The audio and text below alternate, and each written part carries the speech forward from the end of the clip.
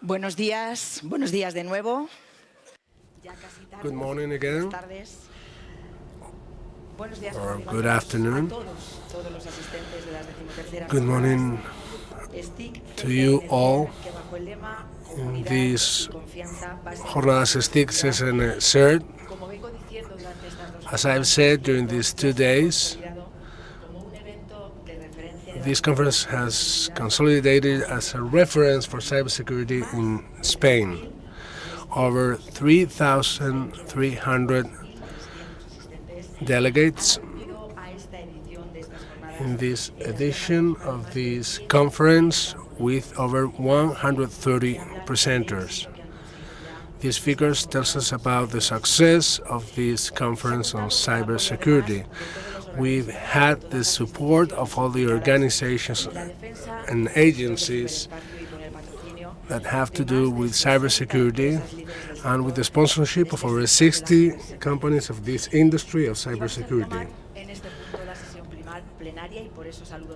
Now we will resume the plenary session, and I'd like to say good morning for those of us who are listening to us on to this voice. I have a voice problem today, but at least I think I can be understood. I want to say hello for those who are on the other rooms in this theater of Kinépolis. And now we will give the awards Atenea of the CCN-CERT. The winners of these awards, or the awards will be given by Javier Candau, Pablo López and Carlos Abad.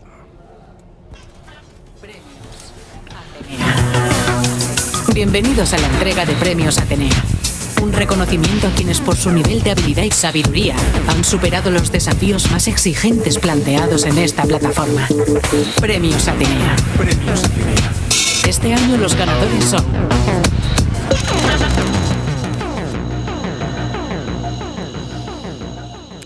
¡Chan, tatachan! Me encanta este momento, alfombra roja de los Oscar.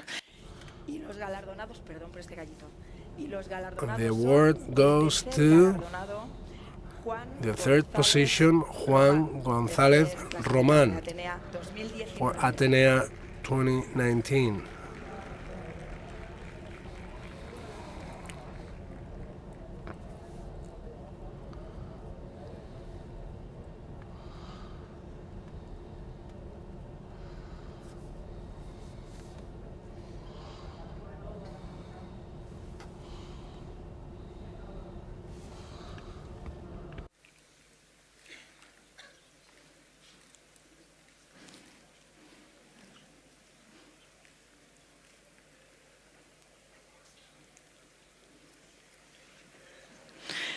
No podía ser de otra manera, ¿no? El galardón y una fiesta navideña, dadas las fechas que nos encontramos.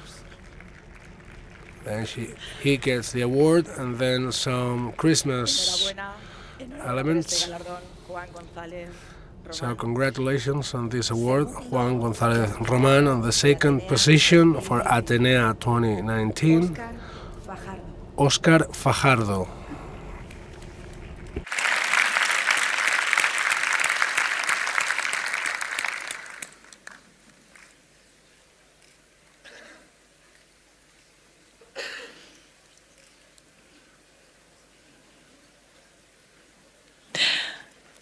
Recibe también el galardón, la sudadera y la cesta.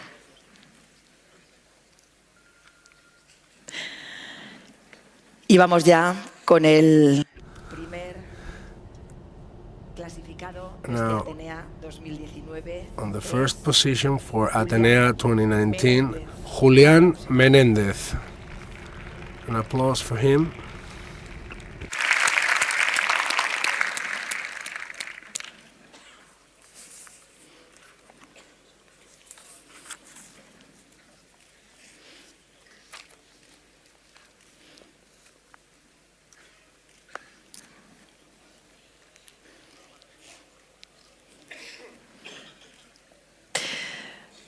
Recibe también su reconocimiento su cesta. Si sobra alguna, creo que están justas. Bueno, pues enhorabuena, como digo, a los tres clasificados por su perseverancia. So congratulations to the three first positions for their talent to solve cybersecurity challenges and for being alert for new challenges where they can show their skills in this area. Now we will give the awards to the two winners of Hacker Arena.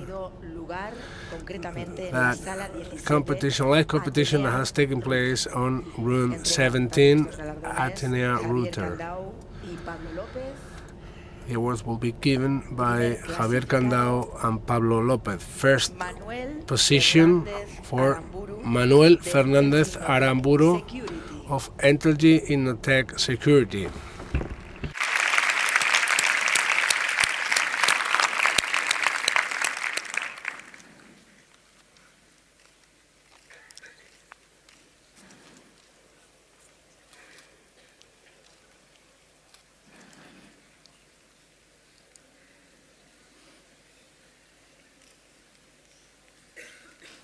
Hacemos la fotografía, recoge su cesta.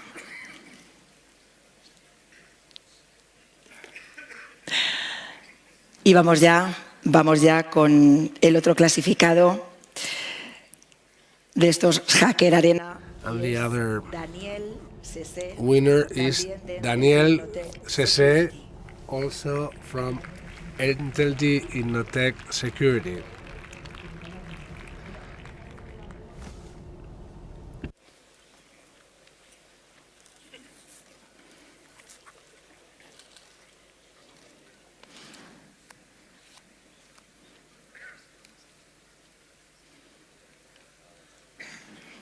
Hacemos la fotografía con este galardonado, con Daniel CC, recoge también su cesta. Ya no quedan más. Okay, and there goes the last Christmas products, which come in very handy these days. So congratulations to the winners. Un aplauso para ellos, por favor. Please, an applause for the winners. They surely deserve it. Bueno, pues vamos a continuar ya en esta sesión plenaria con las We will continue in this plenary session with the presentations that are still to be delivered and which are going to be very interesting. Now I'll give the floor, or I'll introduce the first presentation. The presentation will start on priorities of European cybersecurity policies by Miguel González Sánchez from the European Commission. Gracias.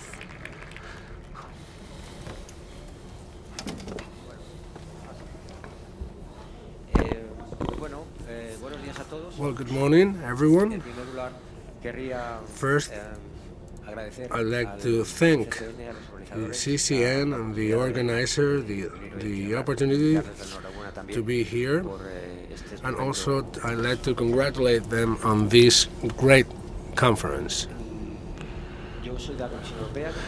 I come from the European Commission. I work in the Department of the Director General Connect.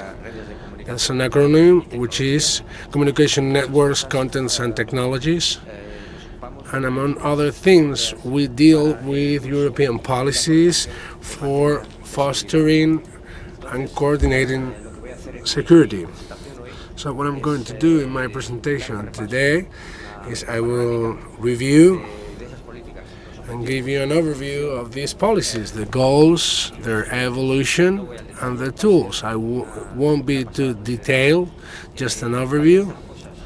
Some of the things I will mention have appeared in other presentations. For example, yesterday I heard an explanation for the European certification scheme or the latest developments in cybersecurity for fifth generation networks and the European coordination in this area. These are the topics I will cover. after an introduction. I'm following this structure based on the types of European tools. But before I start, I'd like to explain the context, to give you some context. We all know the context, but it's important to remember it because we do the things that we do at the European Union. The context is digitalization and its impact on our society and economy, which brings along many benefits but also risks and threats. The surface of threats is growing and also the challenges.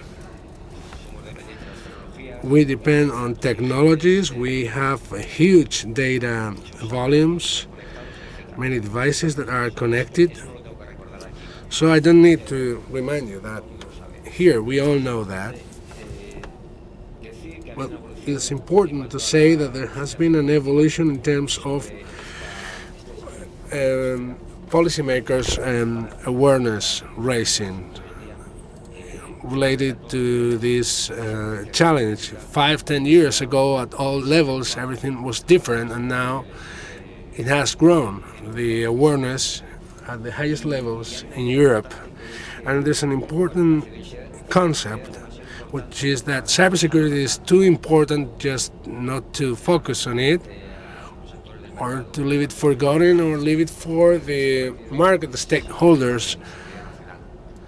Now it has become a national security issue. So the technology challenges so far have been developed by innovation, thinking of speed, competitive edge, and costs. But the element that we're dealing with now is that cybersecurity is also an important aspect for developing technology. This is the context. So at European level, there are some policies for cybersecurity that are quite new compared to other types of policies. They've had an evolution. For many, there is funding for research, but coordination at political level and law and legislation, this is more recent. This is a summary of what we have so far and what has been the evolution since 2013. Over these years, we've had several strategy documents by the Commission, and also we have seen legislation for cybersecurity. And we have to make a difference between horizontal legislation and vertical legislation. Horizontal means that in many topics where we have European policies like energy, transportation, health, etc., cybersecurity is being integrated from the vertical perspective, but now I will focus on the horizontal perspective.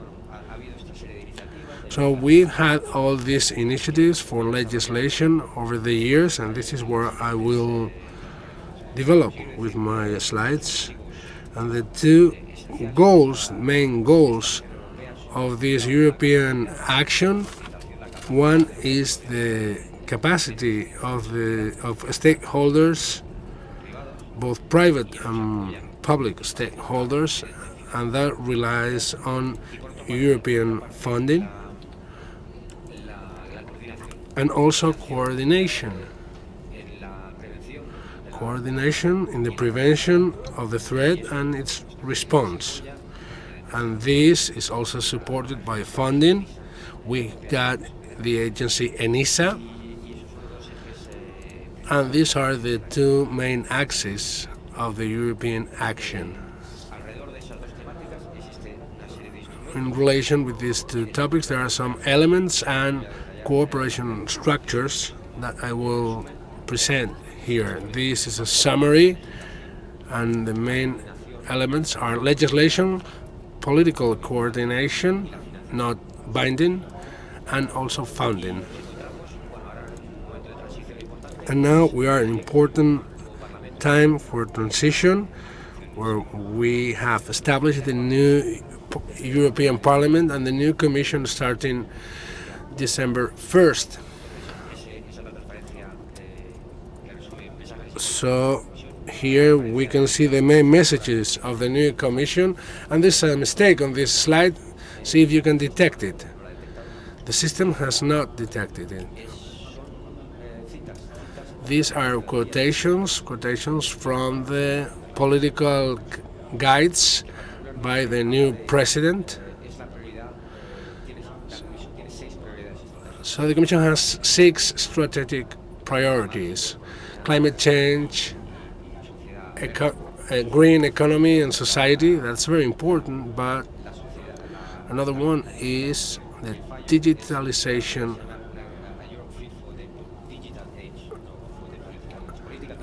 And the real title is for the digital age, not the political age. And this is about the technology sovereignty in Europe, and the quotation is: digitalization and society are 2 sides of the same coin. And cybersecurity are 2 sides of the same coin. So this letter is sent to each commissioner, and the French one, Thierry Martin, has received a mission related with cybersecurity, by which Mr. Breton should further deliver the market of cybersecurity through elements of certification, also to bring further the cybersecurity rules for networks and information systems, and also to coordinate the response to emergencies and threats. So legislative tools, the NIS directive, this is what we have. This is on the security of networks and information systems, and it has mainly these 2 goals: capacity and coordination. So the member states are requested to have some cybersecurity strategies, and for some designated stakeholders, they should follow some guidelines. And the coordination is brought about through some tools: the NIS cooperation group, the CERT network, etc. This initiative is from 2016, and the implementation deadline was May last year, so it's quite recent, quite new. But the idea is to have some common positions on cybersecurity and then share information and approaches of different state members. There's many things to do. There's a key figure here, which is the essential service operators designated in each country, for example, for the networks that are critical: transportation, health, etc., energy. And they have some duties related with following some practices and incident notification, etc. Last month we had a report on critical operators and the information that the member states have communicated to the Commission. That was the first one, but recently we have the Cybersecurity Act that we have discussed in other presentations. Last year I was here, and we could also hear about the Cybersecurity Act, but it has been passed on June this year. It has 2 parts. The one is about the ENISA for cybersecurity, to strengthen its mission, its mandate and capacities, and then it has the European Cybersecurity Certification Framework. The goal is to develop certification schemes through the European Union.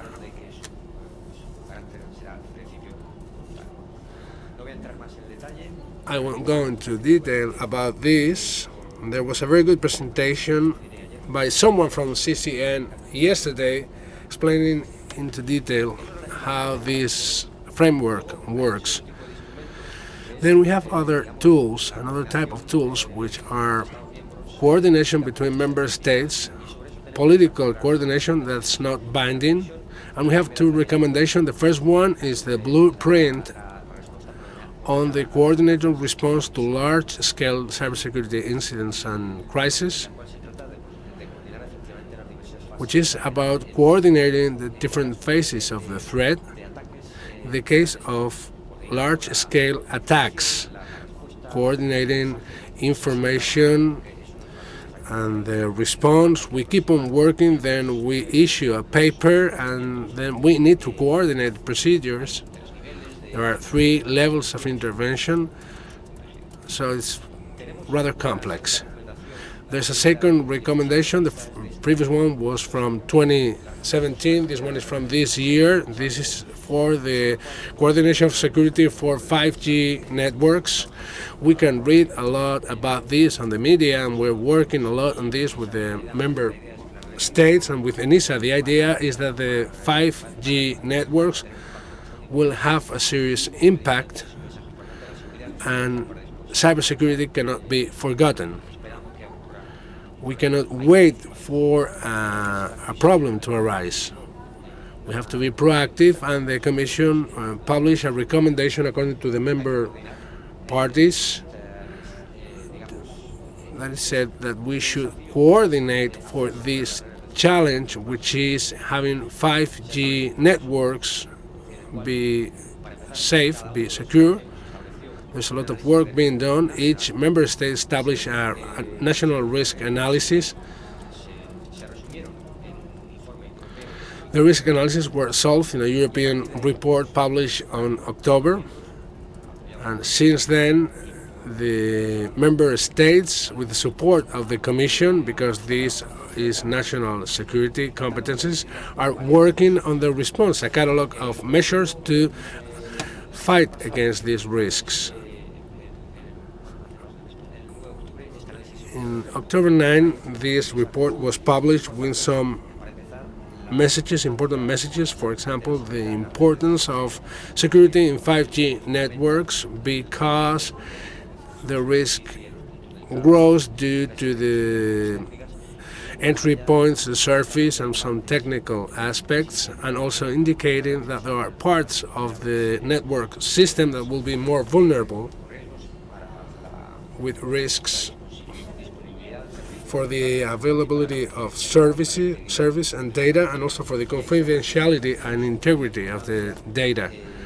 And there are some recommendations on the importance of vendors and the importance of defining the risk profile of vendors, and do not be too dependent on some vendors. There are some messages that don't come directly from the Commission. This is based on a consensus by all member states.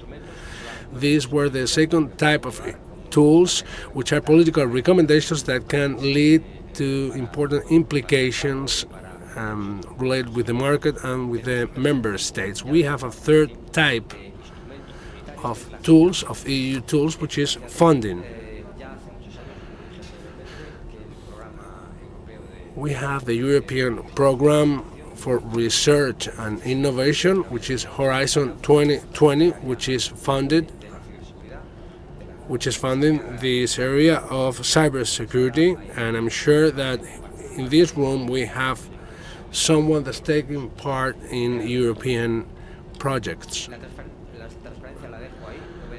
I'll leave you this slide here. These are the following calls, and the following important date is March next year, when new calls will be published. We have the CEF, which is Connecting Europe Facility, this program, which is for the support of infrastructures and transnational cooperation, trans-European networks. It has a goal on cybersecurity.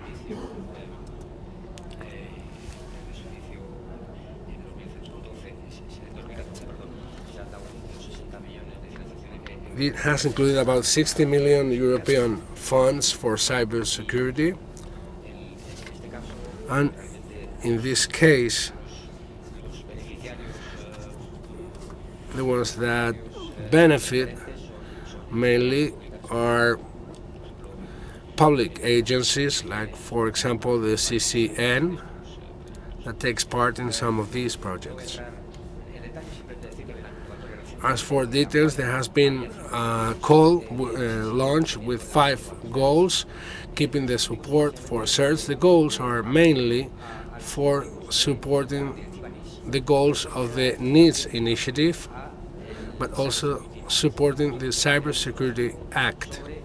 So we have a goal on funding for certification capacities.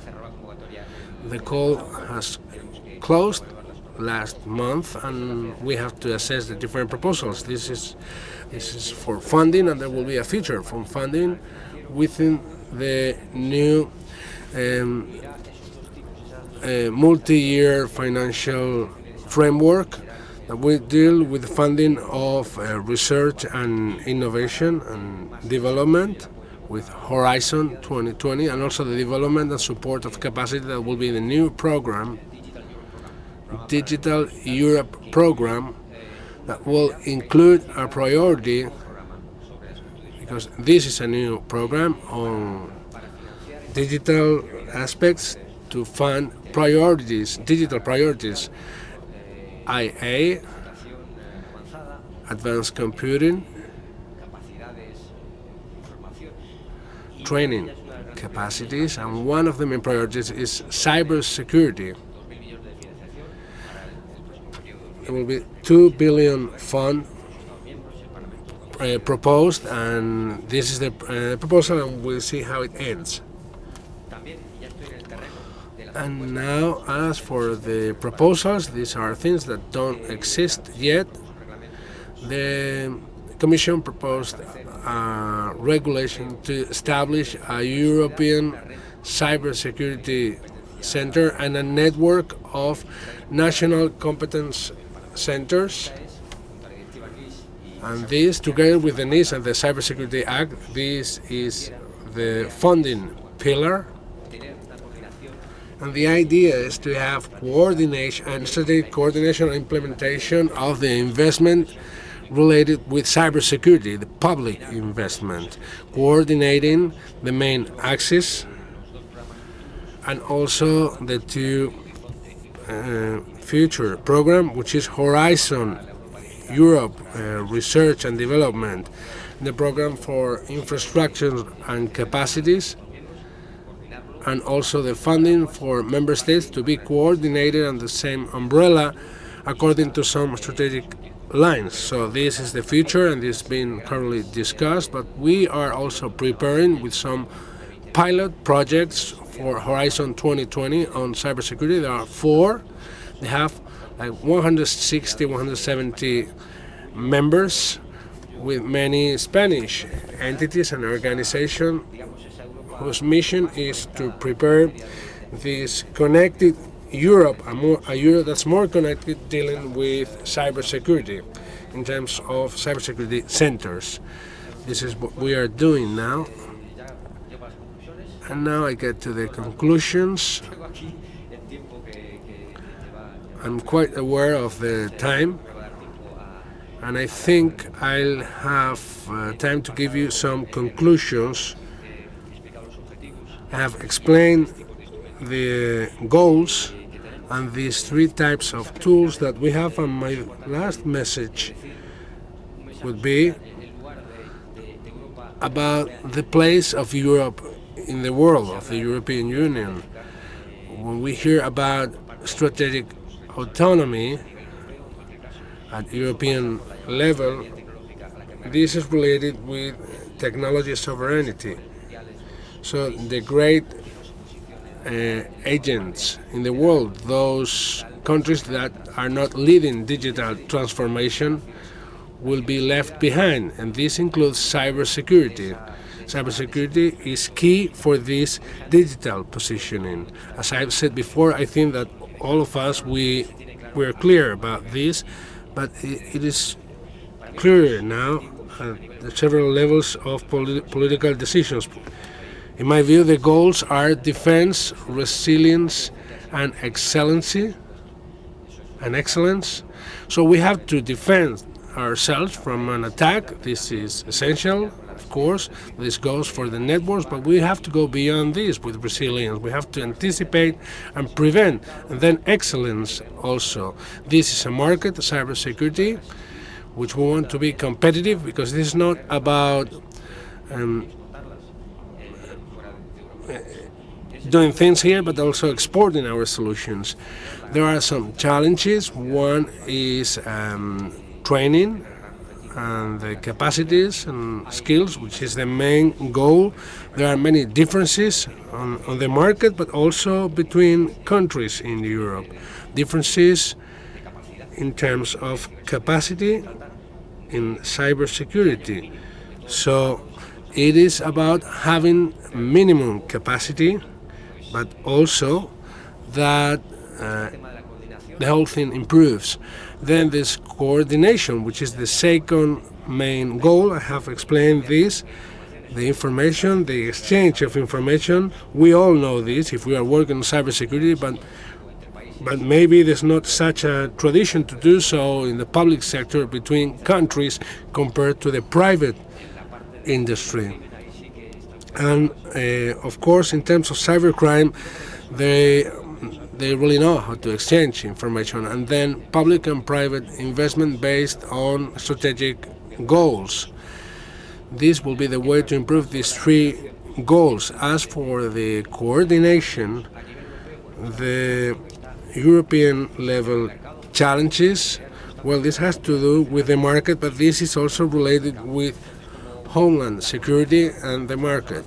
So the coordination, we're moving forward at European level, but these are very sensitive aspects. So this is very important, and we have to coordinate.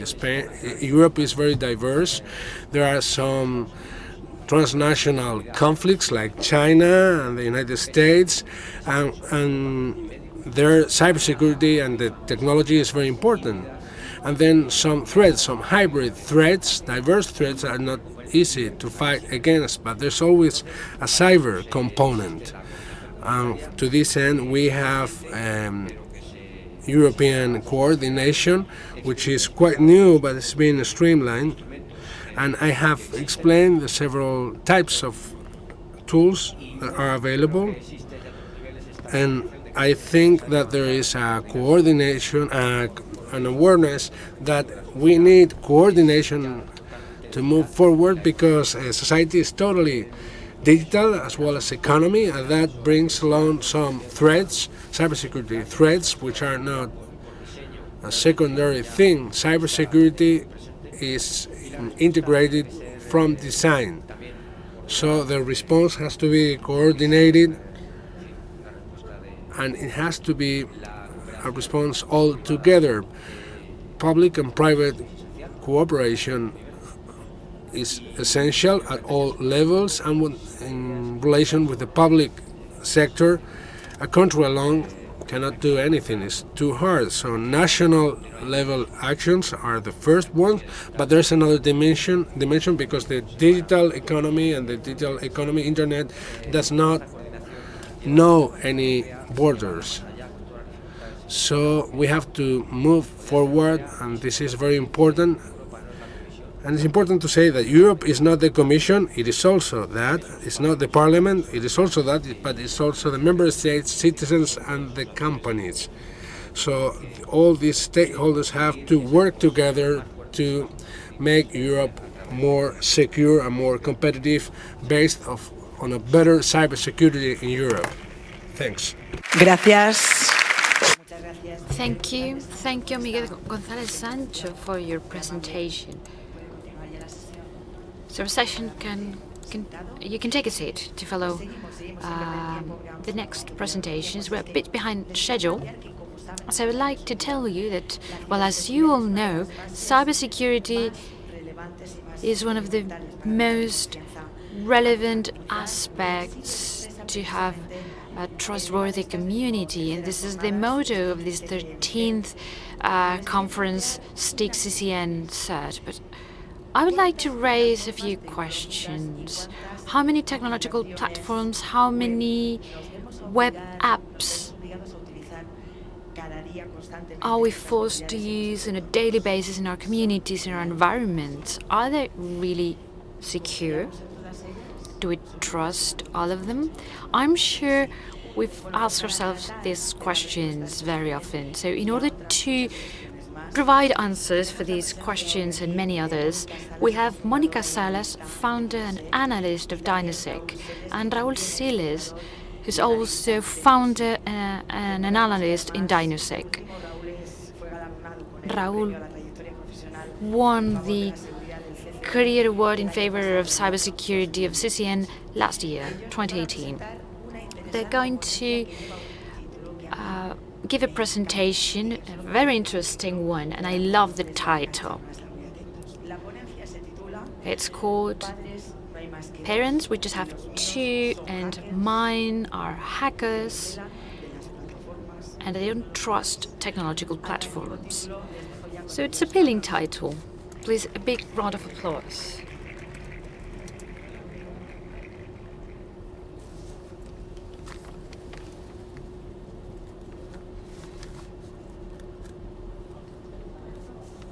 A todos. Good morning. Both Monica and myself are pleased to be here again. I would like to congratulate CCN for the success of this conference. We're here to explain something that we thought that had to do with the title of the conference. We're going to speak about community, about its trust, and how we achieve trust. We're going to tell you some stories. We're going to give you homework, as we do every year. You don't listen to us, but still, we try. And for Christmas, for this afternoon, and for 2020. As Raúl has said, congratulations to CCN, and thank you for trusting us to give this presentation. We're here to speak about technological platform, and we want a bit of interaction, so this is more dynamic. So we need your collaboration. First, ask a question: how many of you have children, grandchildren, nephews, nieces, the cybersecurity of whom you're worried about? This is for Juan, someone we know. Most of you are interested in this conference. The rest of you're hackers, and you're going to be able to do these things. How many of you use technological platforms in your personal life? Anything related to kindergarten, healthcare centers, universities, school centers, whether public or private? When we say technological platforms, it means web and mobile apps. These are the interactions we have today with technology. We have this classification, we have this group: culture, sport, citizens, out of school, education. How many of you have been imposed these platforms? In other words, you don't have chosen these freely. If you don't want to put your hand up, you can think about this yourselves. Were you given the option not to use them?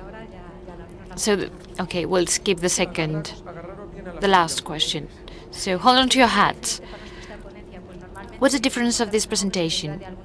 We usually explain things that have to do with a professional activity. This year we faced numerous platforms, but because of ethics, NDAs, etc., we couldn't speak about this. So because of our background and our experience over the years, we have the same problem as this person when they're going to purchase his reviewing the last piece and the shopping center is closing. We're going to focus in educational technological platforms. What happened in the past?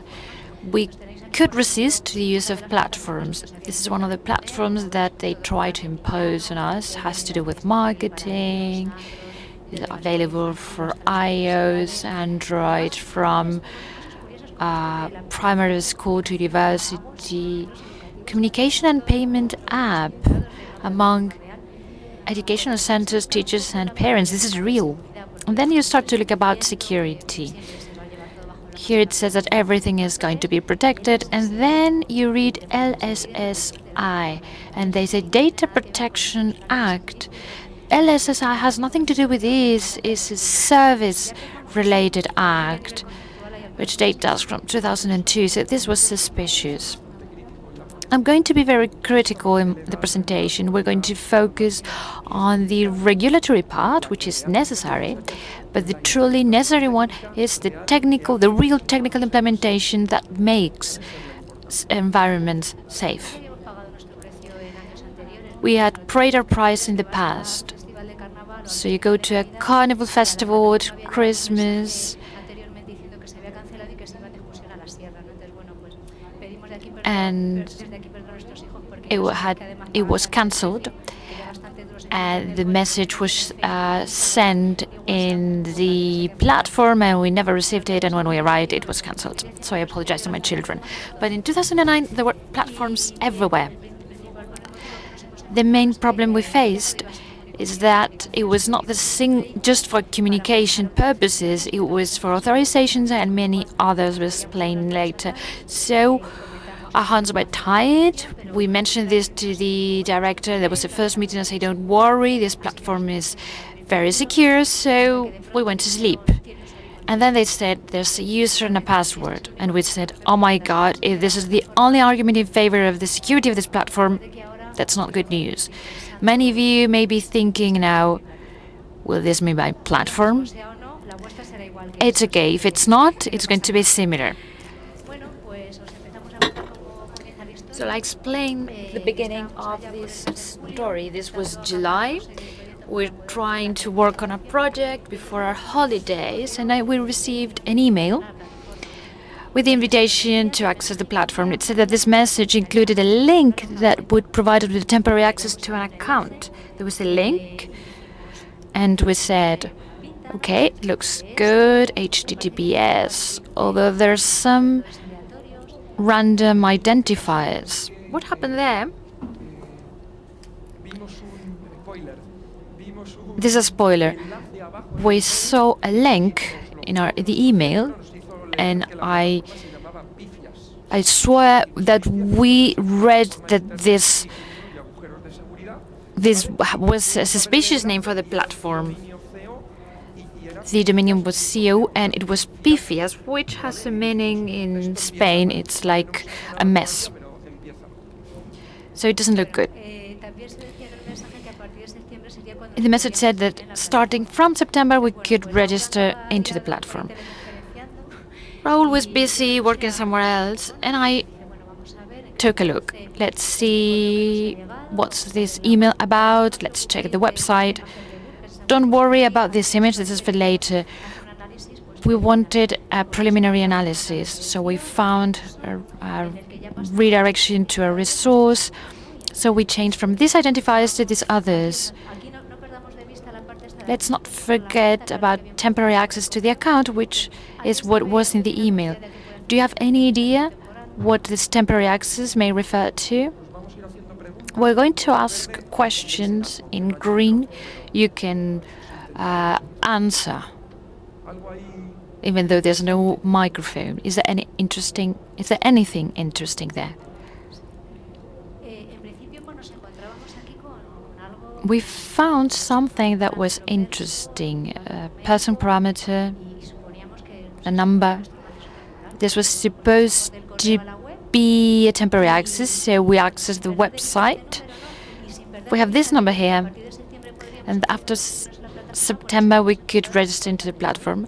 There was a login portal, and a field here that said, I forgot my password. And we said, okay, let's see what happens.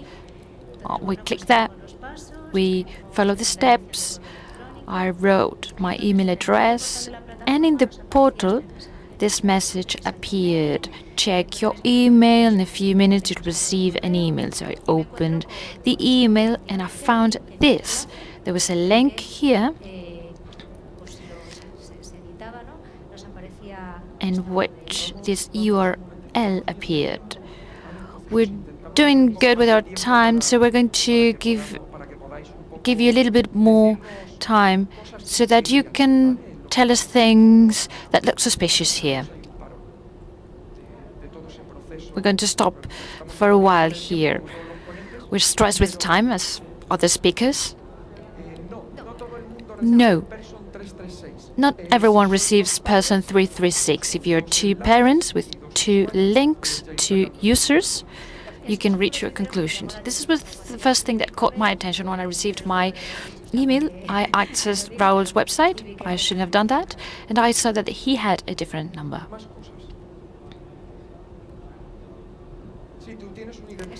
You have an identifier. It looks like an user ID. Let's leave it at that. Any other thing that's suspicious? Well, you see, when I click on the link, I forgot my password. The username was here. But this is less relevant. We discussed this because you have a link which is more or less random that arrives to your email. If someone controls your email, we assume that's you. That's been assumed by the digitalization industry. It is you. I had a conflict with Raul. We said, if I access this portal, I put any email address I know in our students' communities, I have this name, but I have the username, which is the same one as here and is directly linked with the identity of the person, so I won't even need to write any other email address. I can assume the ID number of many people. Up there to your right, this is less relevant, but down to the left, well, that's quite the thing, because I enter an email address and it tells me the users. Then the password needed at least 6 characters. 6 characters today, oh my god. Is there anything you see there that's suspicious? A hash MD5 due to its length. 2019 MD5. And the other thing, it's called H. H hash D. What format? An epoch Unix. This was a reference when the email had been received from the platform. So there were a series of things here that, well, something else. If you're providing me with time values in a parameter I can manipulate, if you use that parameter, will I be able to do something with that? We didn't check that, but this is questions we should ask ourselves. Why are you giving me internal references of yours? So this was the portal in the platform, and we had access. But let's remember that this was until September we wouldn't be able to access. So after 5 minutes of interaction with the platform as a standard user, there were things that were worth investigating. What was the next step? What would you do next? Sorry, what? How? Of course. Before accessing, so far our thoughts is that without having any advanced technological knowledge, without even trying to apply a vulnerability or an attack, the general opinion on our first interaction with the platform was bad. Then I talked to Raul. I explained everything to him. I told him it looks bad. So for us, this had a big impact. We knew they had of all our personal and family data, and we did what some of you have suggested. We don't want to offend anything. We said checking a LexNet. Let's change the number. Let's see what happens. So after 10 minutes,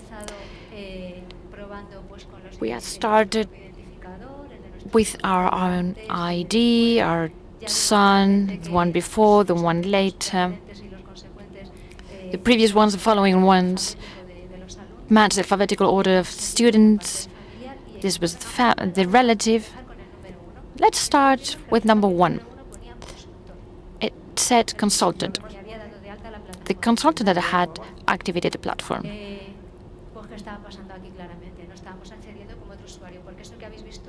What was happening here?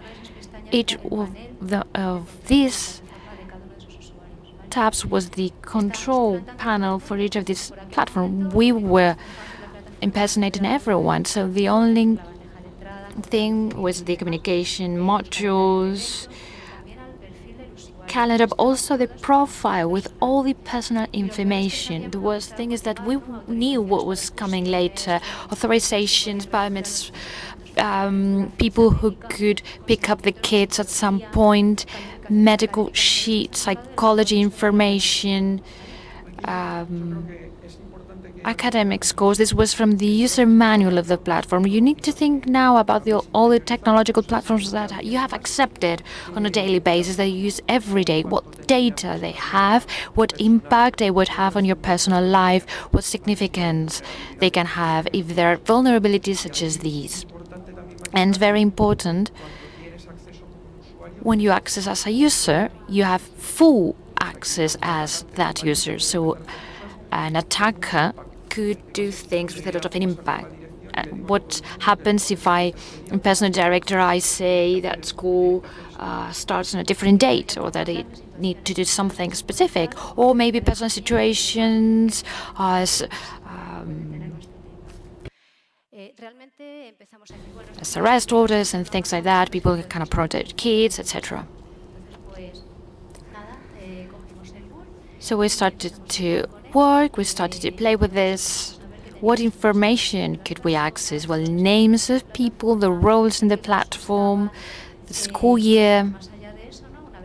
And beyond that, once we had access to a parent, we could see who was the minor under custody and his or her role. So the situation, this was roles. I didn't have anything to do with that. So you have the hacker inside you says, right, you got it right. We are a team, we we celebrate as a team. Why? Because it was imposed on us. We were forced to use that platform, and you don't like it right from the beginning, and you distrust it, but you're under the obligation of using it. So you want to have arguments and reasons so that the security level of the platform improves. This is the final goal. This is what we want. On the other hand, we thought, okay, this is a platform, perhaps we're speaking very fast, the messages are not clear. This platform is being used in a public center, but it's private. The platform is private, and we pay for it. What other centers could be using this platform with similar vulnerabilities? A couple of searches in Google and quite relevant lists of centers, both public and private, national centers, international centers, using this platform. So this thing was serious. We didn't try any other center, of course. Ours was still in the starting period. They were starting with this platform, but others had been working with it for a while. So the impact of functionalities within the platform was high. I would like to add something. Among the centers, there were some that could include children of people that may be a direct target of some organizations. So we had to stop here. It wasn't worth it to continue. We had to notify the people in charge of this, but we considered it was a serious situation. So Monday 22nd, half an hour after trying all this, we notified through a message in the platform. Days went by, we didn't receive any answer. So we tried all the alternatives that were ethically valid. We called the city council, we went to the school, but it was July, nobody listened to us. So on Friday the 26th, we said, okay, let's check if the manager has received the message in the platform. And with this investigation, we checked that it had been received. And we saw that other hackers had been able to access because there were different messages around. So based on the information we had gathered, we contacted the manager. We sent that person an email to his or her personal account. And they told us they had already contacted the people in charge of the platform. We'd like to insist on something. There had been other people that through I forgot my password had accessed, other hacking parents. users that said, okay, if they've sent a message, is that things can be done here. They ignored that message that everything would start in September. At the 27th of July, Saturday, at 1, they told us that it had been sorted out. So we checked whether this was true. So it was Friday at the beginning, and then this is Saturday morning.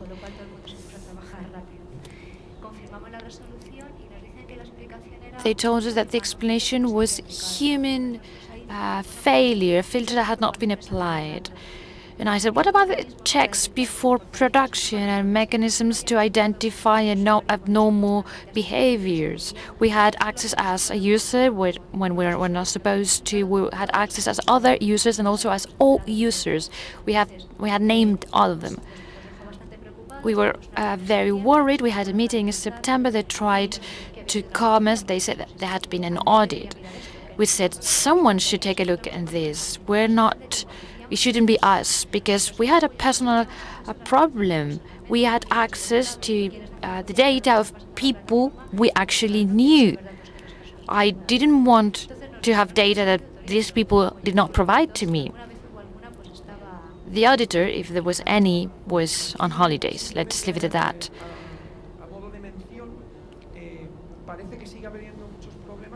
Apparently, there was still a lot of problems to identify vulnerabilities and access controls in web applications. In web, there are multiple extensions. This is just one of them. We are speaking about this because it's very simple. It's called authorize, as it's written here, without an H. So anonymously and as a second user, it allows you to enter the credentials that represent the session of that user, cookie, authentication token, etc. And you can start to navigate the web app. You can navigate as yourselves. The app navigates as a second user, as an anonymous user, and shows results in the columns so that you can see that if I manage to get an answer, and as another user I get the same answer from a protected resource, maybe some mechanism of control is failing. That was the goal. After the summer, on the 20th of September, the school year started, and we continued to say that we were reluctant. There was a general position, and then the security status of the platform. It was not a specific vulnerability, it was a general thing. In the first interaction process, we thought that there were other vulnerabilities. It didn't look good. We saw that coming right from the beginning. We hadn't tried them before during the summer, so we tried it before our meeting to give them reasons for the vulnerabilities. So, can you see a vulnerability in this login process? As Monica said, this is the initial access to identifiers, redirects with 302 to login web page with personal identification. You receive this request. This is the login page. You enter user and password. This is the query. You send your credentials. Your credentials may have other values. No one is going to believe that this is user and password, but this is not very useful. And then you have your answer. You're in your account. What's the vulnerability here? I'll go back very quickly. Login page. After the you have the authentication form. You send your credential, user and password, and it doesn't matter the name. Then you have your answer. Anyone? No, regarding the date, there's an expired thing that the content expired in 1981. It doesn't make sense. Sometimes you see things that don't make sense. It's HTTPS. There are the shortages in this session cookie, it's lacking properties and others. But it has to do with the session. Let's see what happened. Before, when we arrived to the login page, they gave me a cookie. when I authenticate, I use that cookie I am given. And once I'm authenticated in the response, this cookie is not renewed. What's the name of this?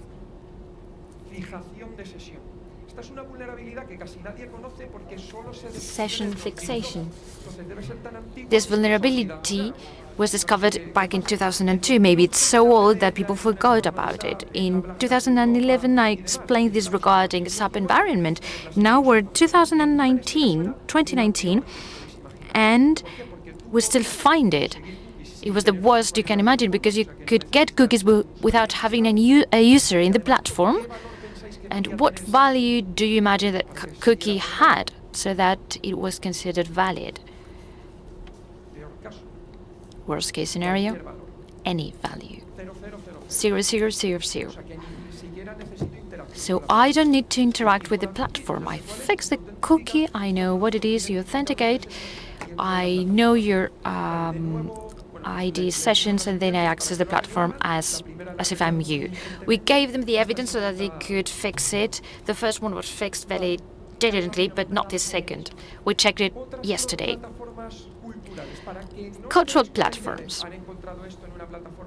I don't want you to think that we just found this here. There are numerous cases, but we're going to show a different one in a different sector, public sector, so that we can show public and private. The wonderful digitalization is coming. We had the traditional ID with a picture and a stamp. We have this wonderful digital ID card, and we access the platform. This is the initial access. Let's hack the platform with an iPad. It's not the best tool, but it's to show how simple is this. And 7% of a battery. You don't need more. 16th of September, so more or less around the same time, when the school year was beginning. We thought, are we going to see platform after platform in the same circumstances? The navigator says this website is not secured. It's HTTP, and when you access the authentication form, it's HTTP. What happened here? I got lost. Modern search engines or navigators are you going to include your credentials here? Are you brave enough to do it? If you want a vintage website, you don't play with security, you do it with graphics, etc. This website offers the possibility of accessing it through multiple accesses, but all based in HTTP. HTTPS campaign by CCN 3 years ago, it lasted a lot of months. It was supposed to be useful. Probably 1 million personal data would be at stake. The credentials in this environment were shared with other environments that allow accessing cultural and digital environments. There's a single sign-on. I include my credentials. The other things may be secured, but you just need a single point. So we notified at the end of September. We followed up at the beginning of October. Personally, through CCN, it was impossible to know who was in charge of the security of this environment to turn this into HTTPS. We need to take a look at this in 2019. This cannot happen. So we checked everywhere, the snowball effect, and we arrived, it was too much. Everyone was very stressed. But I would like to say something. This is important. Let's not focus on the legal, regulatory thing. This is curing the disease. We need to apply prevention. We need to use technology properly. So how is it solved? HTTPS, you access with your browser, and this is yellow. What do you think it's failing here? These are the technical details. Why is it in yellow?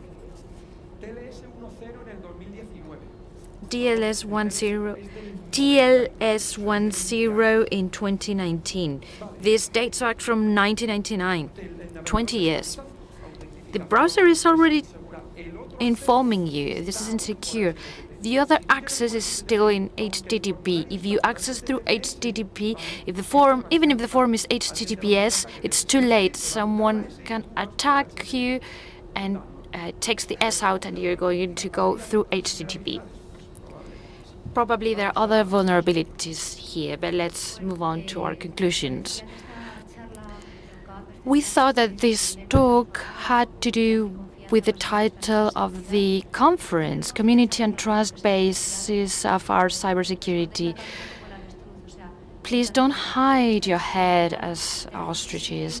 We need to demand reports on the control applied. We need security audits. They need to explain how the platform functions, both in the public and private sector.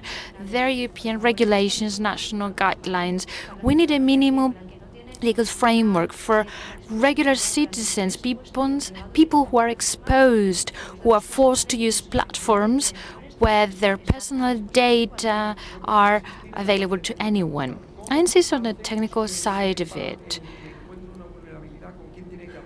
When people file vulnerabilities, how do they know who they need to talk to? Well, security.txt, then good security practices. Yesterday, someone mentioned horizontal, vertical technological platforms. Call it what you want. Would it make sense for Spain to have a secure educational platform that all the schools in the country use? This is just a question. And we haven't gotten into mobile apps because we didn't have time, but all these platforms usually have mobile apps. Javier, in challenges for 2020, mentioned continuous assessment. I would say initial assessment, even. We have OWASP things, authentication, controls, etc. Conclusions. If you're the owner or developer of a technological platform, please make sure that your students don't have parents who are hackers that can shame you. Sorry, they can embarrass you.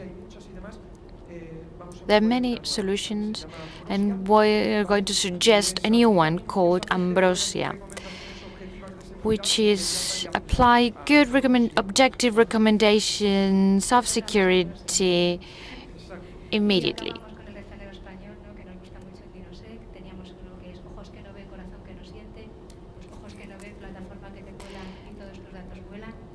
Usually say what the eyes don't see, the heart doesn't feel, but what the eyes don't see, platform that slips into your life.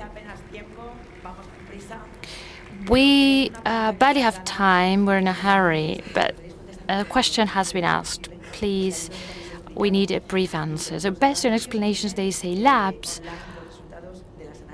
offer blood test results online. Have you checked their security? There are things we prefer not to assess because we want to sleep at night. Okay, this is the answer. Thank you very much for your presentation. The conclusion is very clear. As I leave, I'm going to deregister from my child's platform.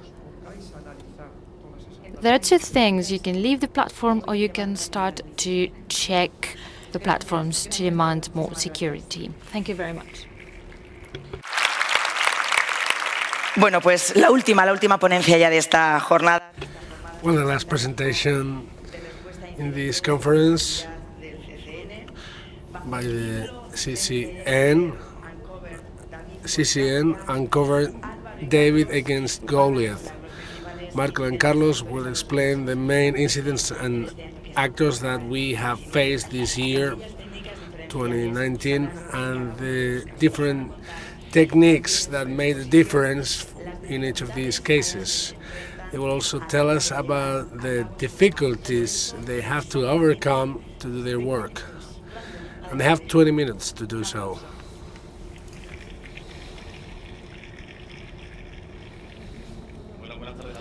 Well, good afternoon, everyone. This is the last presentation after the awards. We're getting close to to launch. We have chosen this title, David against Goliath. So this is because we are fighting against many people that are the attackers, many incidents, and what happens. So from the point of view of incident response, we started this abstract. We said great power brings together a great responsibility.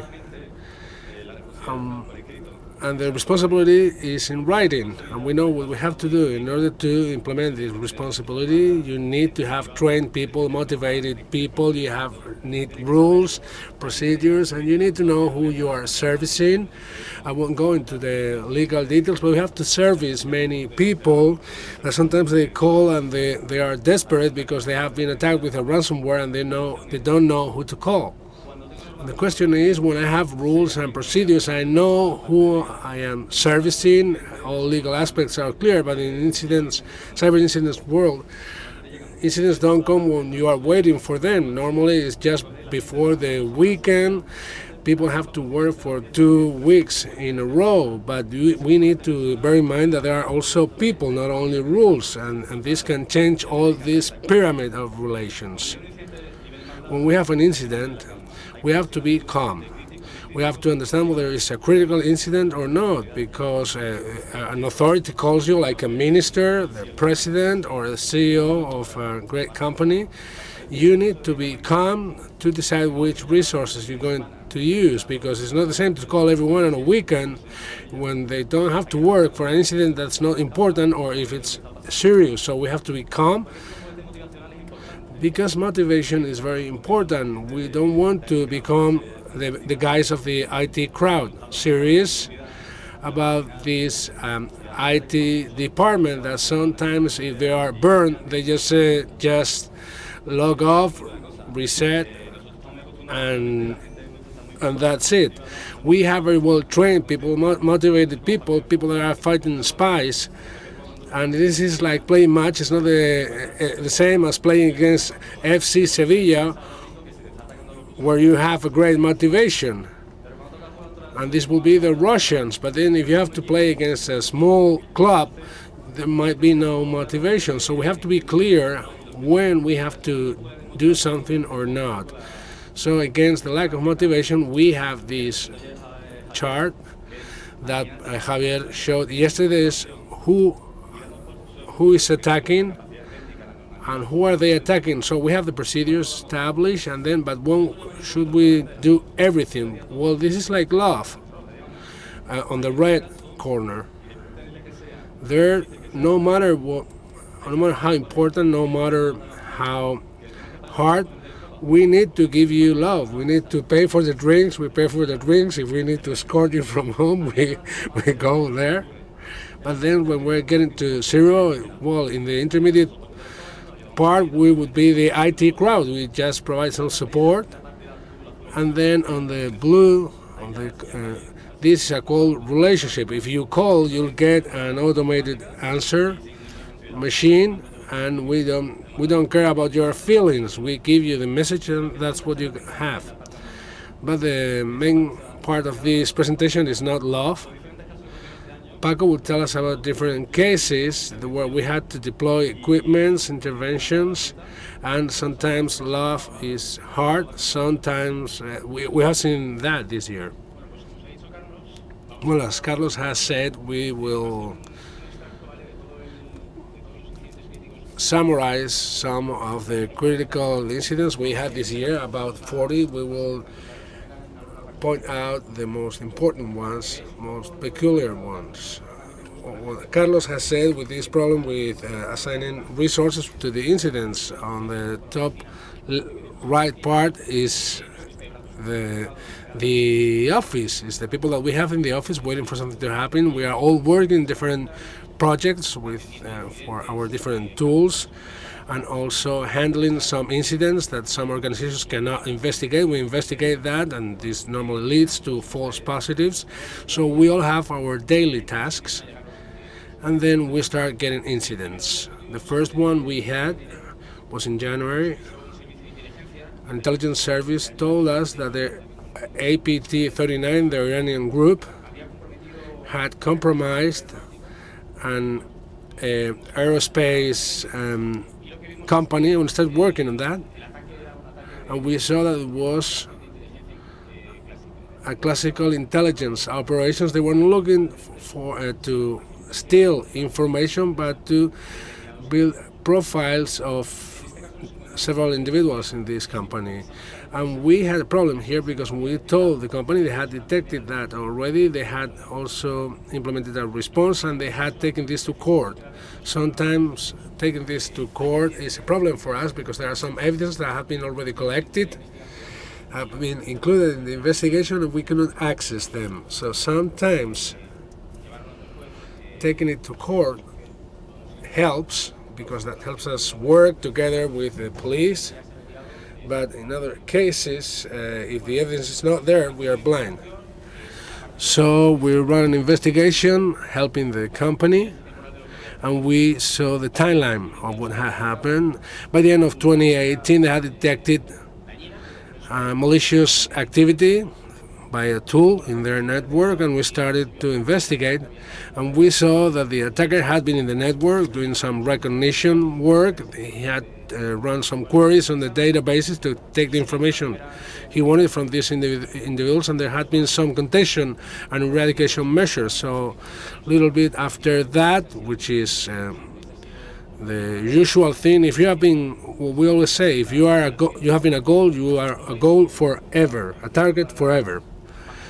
So sometimes the remediation was not enough, and that gave an opportunity for attackers to attack again. They had broken into again, they had run some queries to get the information they wanted, and by the end of January, we did contention and eradication was enough, and the information we got is that this attack was coming from far away and from several places. So attackers did not go straight to their final target. They had gone through a vendor, and they had broken into through an RDDP that had been exposed. This is also a classic. In 2019, we have published all the RDP vulnerabilities, but we still get this kind of attacks. So we devoted some time to recognize this company. We saw there was a persistence. So if you are asking for access to RDP, you should have a persistence system, but the attacker was able to break into. And a persistence was created, and he was using the basic credentials, VPN credentials he was using. So after this mitigation, the second access was through the same access, legitimate access, through the other company, the vendor. So what we did is we opened an incident with this vendor. As I said, that was jumping through another company. So it was a company servicing several clients. So we assigned one member of our team to investigate this, and we realized that this is what they were doing. They were attacking the easiest company to break into. At the same time, we had a case. It was not an APT, so we followed the same scheme of our year. We can see the APT campaigns, and then we can see the incidents that have not been sponsored by states. And then we detected that some organization had some content managers that were not authorized and were published, and there was an exploitation campaign, a massive exploitation campaign, and they were installing web shells to have better access, trying to exploit this network. We assigned one of our guys to this case, so these icons of people is not just one person, there might be several profiles. We have incident managers, forensic managers, so depending on the incident we assign one profile. So we run investigation, log analysis, patching, recommendation, etc. So in February, we an intelligence service told us that 33, also from Iran, had compromised another Spanish company, a small company, whose clients were very big clients in other countries. So we assigned one of our guys, and that was a world phishing campaign where they were compromising this type of companies They were moving forward in their networks to get the information to get to their final target, and then they sent a wiper, a malicious code, to bring down the whole network. And then in March we had a new incident that we don't know who was the author yet.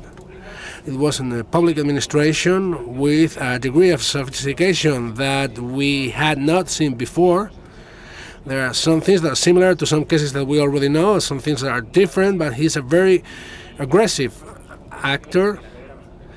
And it was also a complex network. Whenever we have an incident in an organization, we say we can guide you, can help with the investigation, but you are the ones that know the network. Those of you know where is the important information, where are the logs, and who can access them. This is you who knows that.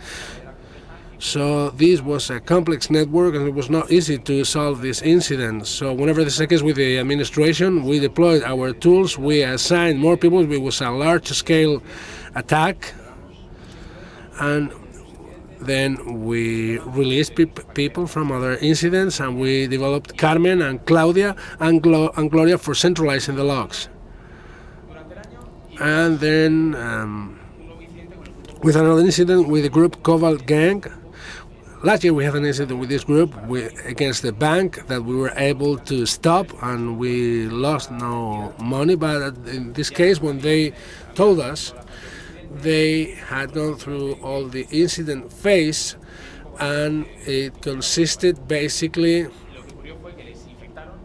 of they infected just a few users with spare phishing, and they connected with the SWIFT network, which is used for international money transfers.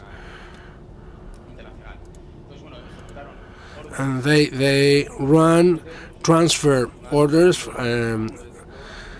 amounting to 9 million euros, and when the bank realized, it was able to recover this money. So the attacker, what they did was recognition. They looked for the data balances and who had access to the databases and who had access to them. So at the same time there were elections. So in addition to what Javier said yesterday about security audits of all systems related with the elections, we provide support. So we embed someone in the SOC that's ad hoc, created ad hoc for the elections, and we do some surveillance, and there is some defacement, some denials of service of low level. So we have some people work on this to help whoever needs our help. Then we had a case by the good old Snake, and in this case the victim was a recurrent victim, has been recurrent victim for over 4 years. So once you have been a target, you are a target for life. And in this case, this is because it's very easy to access, and you can jump to the target organization from there. So what's particular about this case is that they have been for 4 years just at their ease, because the people in this organization don't take the necessary measures. If you don't take measures, full measures, then you will have attackers in your network. So we were able to detect them, and we cleaned that partially because they didn't have the media, the resources to implement what they had to implement, so we could stop the attack. And in May there were elections, European, regional and national elections. We provided support, and in June, as part of the Operation Catalonia, there were attackers that accessed accounts of judges. We want to say that the access to these accounts was because personal accounts of these users had been published in other networks. This was because they were using bad practices, and they had the same password in their personal account and the official account. And another bad practice are very simple password, my name, and the number is the year. So it's very simple. So we started working there, where they were coming from. We gave them some recommendations, etc. What happens? This organization that had in April a problem with Snake and had problems with the Snake for some years, we detected that in June. Again, we stopped that at the first phase. They could not go farther, and then they took it seriously because they realized they had attackers all the time, so they had to do something serious. In August, we also have a massive attack for the exploitation of this vulnerability. This is a vulnerability of the Secure Pulse VPNs. And there were two circumstances. There was a great scanning of all the IP4 space, and several agencies had to scan this, and we had to investigate whether this attack had been successful. And then in September again with Operation Catalunya, and in this case, this phase was about denials of services against agencies. And in this case, the mitigation part of the core network worked very well, so we had to notify traffic peaks that were mitigated with this traffic cleaner or wash machine that we have. And in September, our friends of Snake, they couldn't have access the other way, so they tried here again. Another agency, public agency, and the good thing about this, well, of course, we assigned the same resource of the previous incident, and what we want to say here is that this notification, we got it from an agency, a public agency that proactively runs some monitoring procedures to try and detect this type of activity in their network. So they told us, and when we went there, we realized they were TTPs that were very similar to the ones we had seen in the other agency, and we found a malware family that we had never seen before in attack in Spain. They had several ways of access, not only back gates, back doors, also legitimate accesses with stolen credentials, etc. And the victim was not the final target. And then from September, and you probably have read this, we had the tsunami. But not the tsunami you're thinking now. No, it was the tsunami, I mean the ransomware campaign we had. So we had to stop working with the APTs and we had to start working with the ransomware. So as Carlos said, this was quite a change from us and for our motivation. So it's not the same playing in Spain against Betis or playing the final match of the Champions League against Liverpool. So the motivation is not the same. So when we start with these campaigns, we have information, we get information about campaigns, and we can see how incidents start arising. We start to see incidents from different city halls, regional governments, and then this starts to multiply in such a way that we have to get all our team to work against ransomware.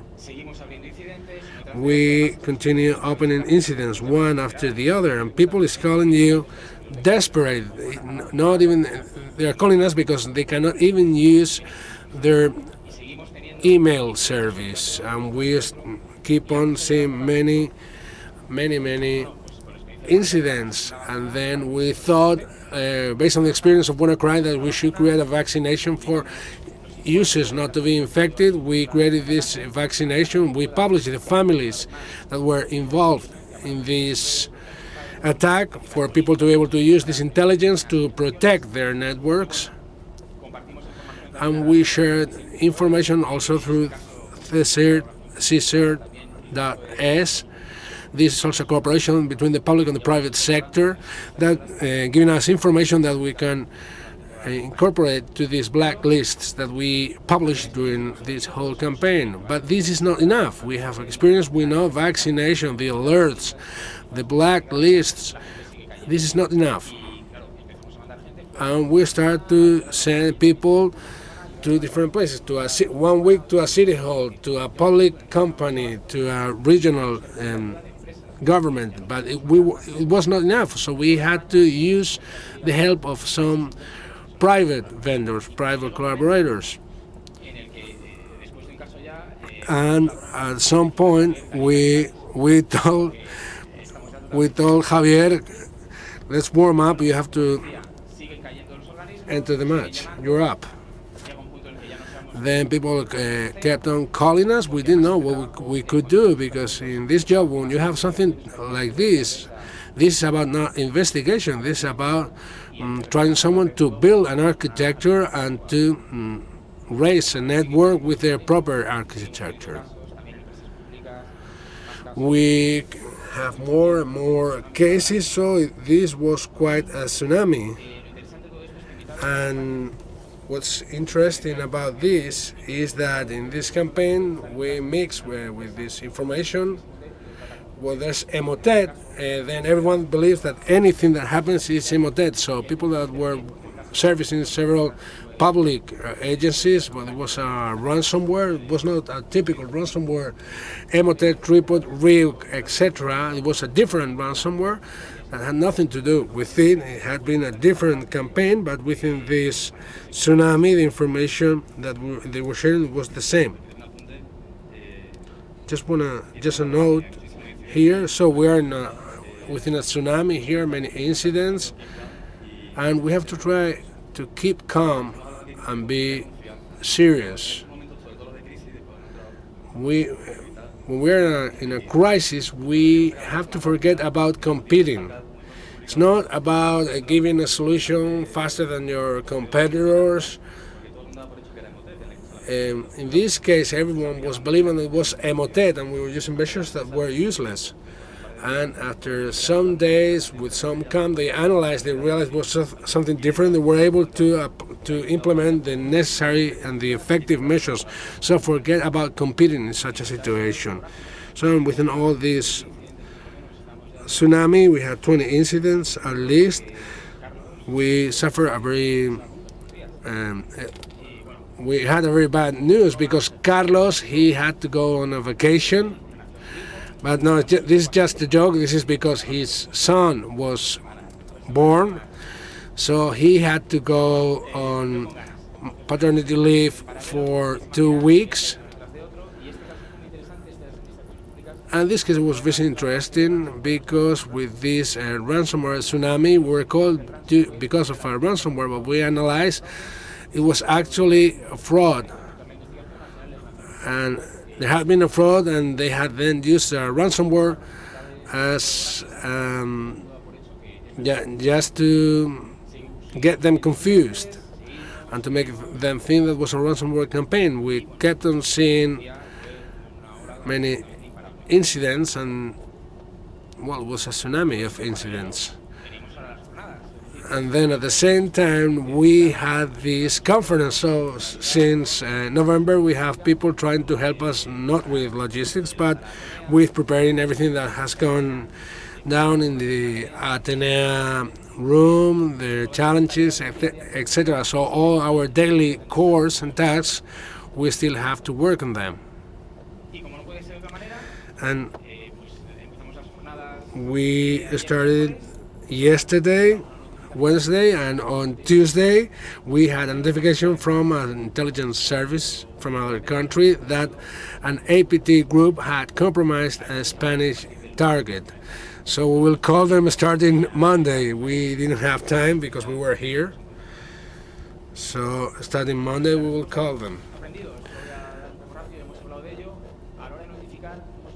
Well, as for notifying, some people don't know, was a reference CERT. We have had cases of city halls that have called us because they knew from another city hall that they had called us, and they had asked, who can I call at CCN? You can call Javier, Carlos. We have realized that there are no resources devoted to cybersecurity. We just get a test license, and we use it as it was a permanent license. And then there's pressure because we have to build a network because the city mayor is calling the technician, the IT guy asking him what is going on. And with ransomware, we have limited time, so it's lots of pressure, and we have to work on that for similar incidents. And just to finish, lessons learned. So in most attacks, we have the same TTPs. There's always a phase of open sources where they study, they scan to see what doors are open. And for the first phases, they use online available tools like OSINT, also OS tools like files malware. So they use PowerShell, WWMI, and the complex attacks that we have seen this year, well, you know what is the trend. They attack smaller entities with lower levels of cybersecurity, and the malicious malware and the malicious code they have used, and this trend we have seen. They use the execution guardrails. They have like some guardrails to run on the environment that they are supposed to run. So if I delete a keyword or something, I won't be able to analyze it. We have also seen that ransomware is launched in attacks that are targeted as a last phase. So there has been fraud, and they launch a ransomware, and that becomes the main concern. These are soft targets, so sometimes what we have seen is we believe that ENS, these are things that we have to observe. Well, we have to observe these because these rules help. So some of these NS lines will help us stop these attacks. We have to improve communication during an incident, especially in this type of incidents where we don't have time. In this case, with ransomware, we always believe that's the typical ransomware that infects and sometimes it can propagate. But this year we have seen targeted ransomware. So it breaks into your network, analyzes the network, and when everything is controlled, then after a few days they'll launch the ransomware. So this is quite different to a classical ransomware, and this is very important. So we know it for the future. What's the final conclusion? David against Goliath. Attackers have clear goals and have lots of resources. We are less than them, and we have to work like a community, sharing information in order to that an attack that affects one organization cannot affect other organizations. Well, that's all we had to say. Thank you. Thank you, Carlos. Thank you, Álvaro. Thanks for these great presentations about what you do. Well, after this presentation of the capacity to response of the CNN, we're getting closer to the end of this conference, an event that this year, as we said yesterday, is special because this is the 15th anniversary of the creation of the CCN. During these years, the CCN has worked with a clear mission to strengthen cybersecurity in Spain.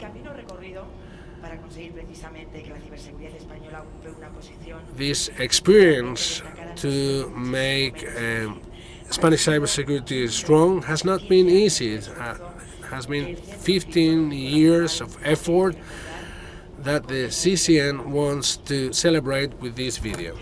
Terceras jornadas STIC CCN-CERT. Comunidad y confianza.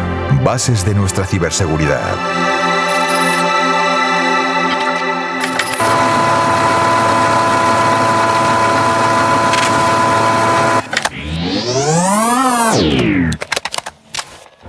En los años 80, un grupo reducido de profesionales y expertos comenzaba a prever las vulnerabilidades y riesgos asociados a la aplicación de nuevas tecnologías. Ya entonces el objetivo era claro: prevenir las amenazas del ciberespacio. Prevenir lo hacíamos en el siglo pasado. A finales de los años 90 ya hacíamos auditorías y trabajábamos en prevenir. Su vocación de servicio les llevó a formar y capacitar al personal de la administración pública y compartir su conocimiento con su comunidad de referencia. Un trabajo que realizaron con visión de futuro para constituir en 2004 el Centro Criptológico Nacional. Comienzan a publicar las primeras instrucciones, guías y recomendaciones de seguridad, promoviendo el desarrollo, certificación y uso de productos y tecnologías seguras y velando por la protección de la información clasificada. La ciberseguridad evoluciona con el paso de los años y también lo hace el Centro Criptológico Nacional, que adaptándose a los nuevos tiempos, crea el CCN-CERT, la capacidad de respuesta a incidentes del Centro Criptológico Nacional con el objetivo de detectar las crecientes amenazas. Detectar, lo estamos haciendo desde que somos CCN-CERT, 12 años. El Centro Criptológico Nacional mejoró así el nivel de seguridad de los sistemas de todas las administraciones públicas, defendiendo los intereses nacionales en el ciberespacio y dando así sentido a su razón de ser. Recorrieron España explicando sus servicios a todas las comunidades autónomas, diputaciones, ayuntamientos y universidades. Firmaron convenios y acuerdos de colaboración con instituciones públicas y privadas. Se convirtieron en punto de referencia imprescindible para todos los profesionales de ciberseguridad de este país. Consolidadas la prevención y detección de amenazas del ciberespacio, solo faltaba afianzar el último eslabón: la respuesta a incidentes. Responder, lo estamos haciendo desde que estamos implementando los SOCs, 2 años. Porque el Centro Criptológico Nacional ha promovido y facilitado la constitución de los SOC, centros de operaciones de ciberseguridad, en todas las administraciones públicas, siendo pioneros en la concepción del ciberespacio como un vector de comunicación estratégica. 15 años de intenso trabajo, protegiendo el patrimonio tecnológico español, situando a España en una destacada posición a nivel internacional. Un reto colectivo y un compromiso constante por fortalecer la ciberseguridad que seguirá guiando sus pasos en el futuro. La seguridad nacional, el desarrollo de nuestro tejido empresarial y el bienestar y prosperidad de la ciudadanía así lo requieren.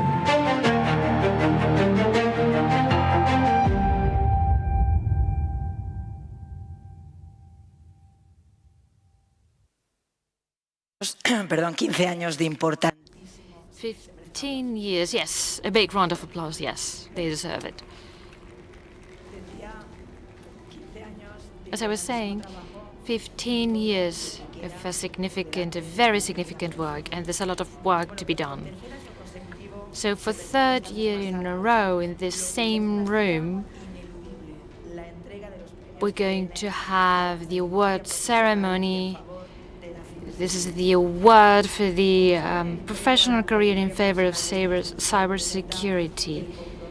This represents the constant commitment with cybersecurity and also reflects on the commitment and service of the nominees in every ceremony, in every edition. This is also an homage to the huge work carried out for people who work to create a more secure cyberspace.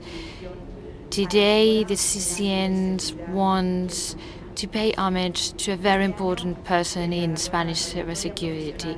This year, the winner of this award is the General Felipe VI Roldan, a person who has done a lot in favor of cybersecurity in our country. Enfrentamos a una amenaza global, una de las mayores de las que existen en el siglo XXI. It's true that we're facing a big threat, and it affects us all, our private life, our way of life. And if we extend it to the business world, the stability of markets, competition, competitiveness, and the expensive innovation procedures. Well, his contribution in strengthening national cybersecurity has been pivotal and an example. Over the 10 years in which his He has been the director of the CCN and the National Intelligence Centre, CNI. He has worked in favor of the technological heritage of this country and the maintenance of infrastructure and national information system with optimal security levels. Thanks to his work, he's always been at the service of this country.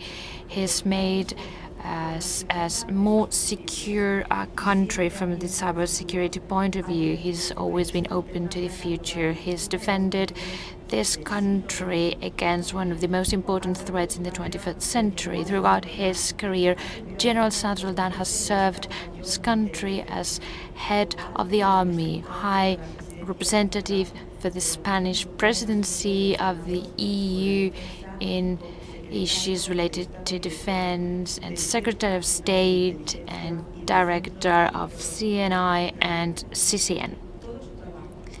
His work, all this effort, make him deserve this award. But this award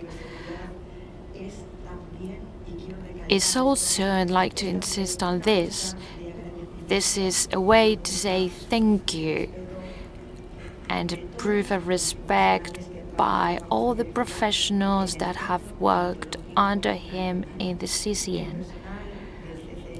CCN staff wanted to honor his effort and his strong commitment with the cybersecurity of this country, his innovating spirit and his activity. And as proof of this recognition, the interim director of CNI, Ms. Paz Esteban, is going to give this award by the CCN. So if you could please come to the stage. Thank you. The Secretary General, Interim Director of CNI, gives the award in favor of for a career in favor of cybersecurity to General Santos.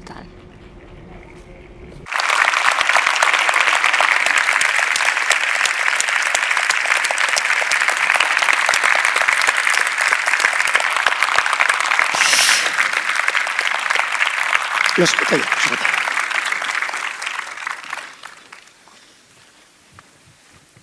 Señora Secretaria General. Secretary General, Interim Director of CNI, dear colleagues and friends. This morning I called Luis Jimenez to receive instructions for this event, and he told me that I had a few minutes to thank everyone, but I had to do it as in the Oscars ceremony. Probably he was thinking about time. It had to be very limited, but you know how I do things. I'll do it as in the Oscars ceremony. Therefore, I thank this award. I share it with a great team. I would like to thank my aunt Vitorina. She gave me my first Spectrum computer, which has been never been hacked. No, the Chinese or the Russians have tried to do it, so I would like to thank also my teacher Vittorio, who taught me equations in primary school. So this goes to all of you. I would like to add something.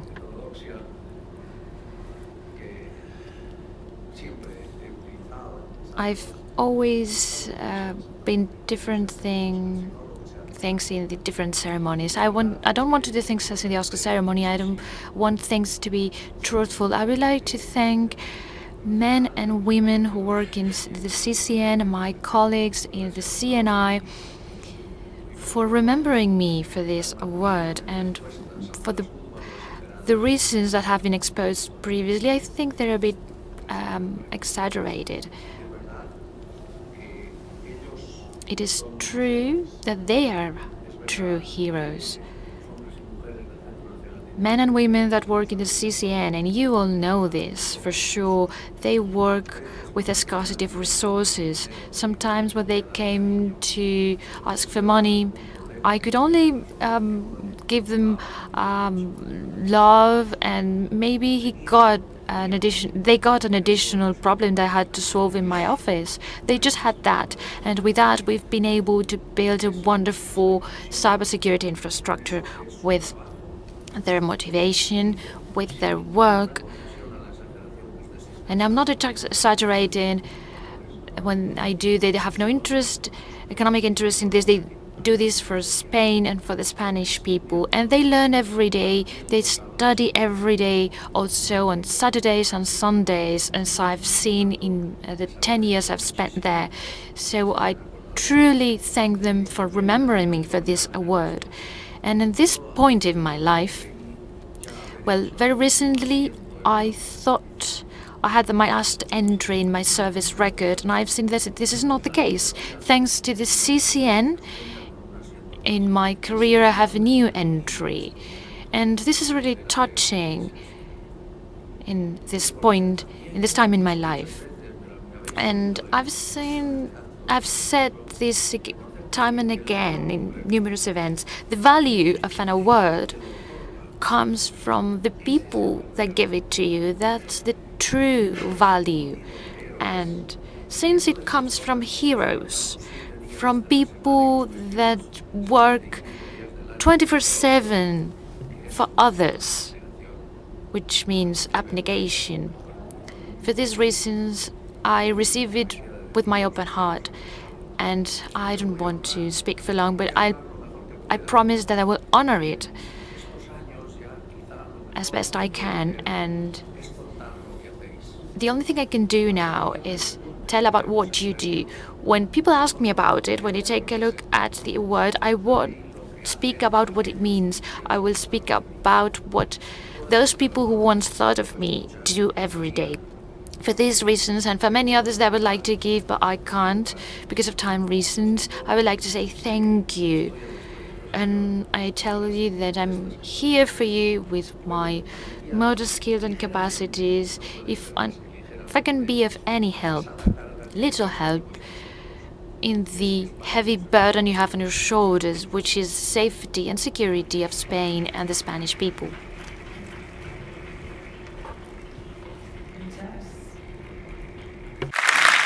Muchísimas gracias. Thank you very much, General, for your words, and congratulations, because you truly deserve this award. So after the award ceremony,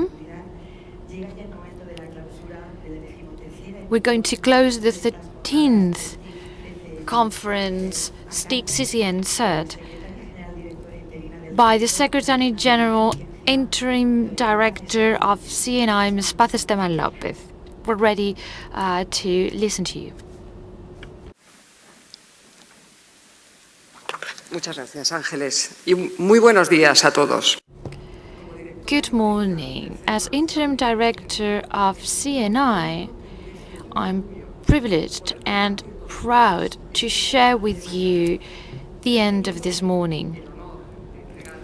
I've been honored enough to giving General Santos Roldan of this year's award and closing the 13th conference of CCN and CERT.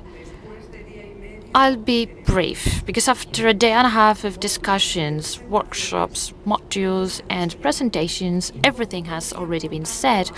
I could barely contribute to such a specialized field, and I couldn't do it with the level of knowledge, talent and expertise and experience that has been gathered here in these 2 days. So I wouldn't even dare to do it. Just some general ideas as a final summary. We gathered here in this conference. We've been warmly welcomed to this annual conference of CCN, And seeing you here makes me think that altogether we're doing a good job. First of all, because for the past years, our activities, CCNs, and public organizations and companies that are represented here, over the past years, as I was saying, we've adapted our activity to a changing reality. It's surprising how changing it is. This is quite a challenge for all of us, but we faced it by being determined and knowing that we had no other option.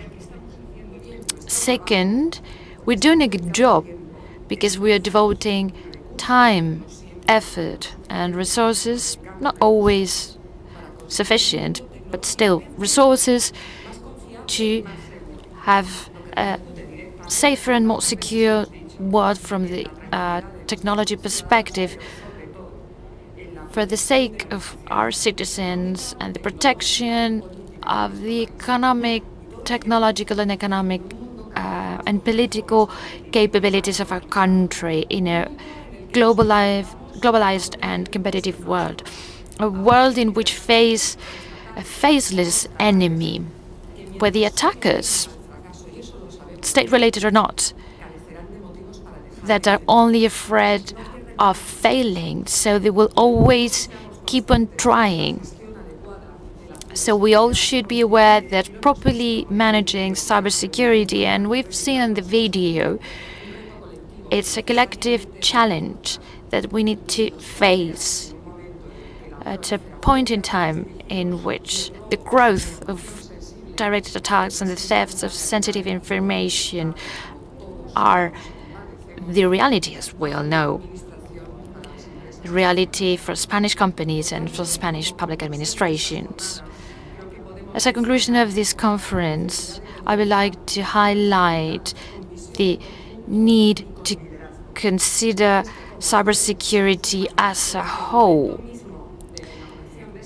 As it was stated yesterday when this conference was inaugurated, this is a horizontal problem for public administrations, for the private sector, and that's why we need to act in a coordinated way. I would like to recognize all the organizations in the public administrations who are competent in cybersecurity matters, for the good practices, for the commitment, for the rigor with which they comply with, they fulfill their missions, and also the private companies that make it possible for us to use competitive and innovating technologies that help us to convey a good image of our country. Your presence here in this conference shows how important our efforts are. I'm sure you'll agree with me, this makes us better and stronger. I'll finish my speech by saying that I have the full conviction that the efficiency of your action and your commitment is a great asset for the safety and security of the Spanish people. I would like to close now the 13th conference of CCN-CERT, and I would like to tell you that the success of these meetings belongs to you, to each one of you. So we'll meet again next year. Thank you very much. Gracias. Muchísimas gracias. Thank you very much, Director. Thank you for your words. Because with this, we can have an idea of the huge work her staff does in order to make the use of cyberspace more trustworthy and more secure. So yes, this is the end of the 13th conference, STIC CCN-CERT, that started yesterday at 9 a.m. We've learned a lot. We've listened to many things until right now. This conference has had a record high attendance. More than 3,300 professionals have gathered in the biggest cybersecurity event in Spain. I have to say then I've been truly pleased to share these 2 days with you. I would also like to thank the CCN for trusting me to present this conference. It's been a pleasure. So next year, these 3,300 people are going to be just a few compared to future figures. Thank you very much and good afternoon.